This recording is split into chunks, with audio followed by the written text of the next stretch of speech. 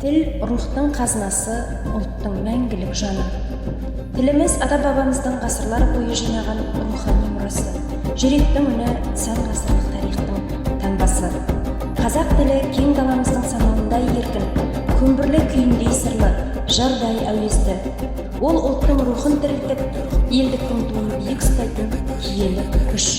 Сондықтан ана тілімізді ардақтау, ел болашағына қызмет ету, өткен мен бүгінді, болашақты жалғау.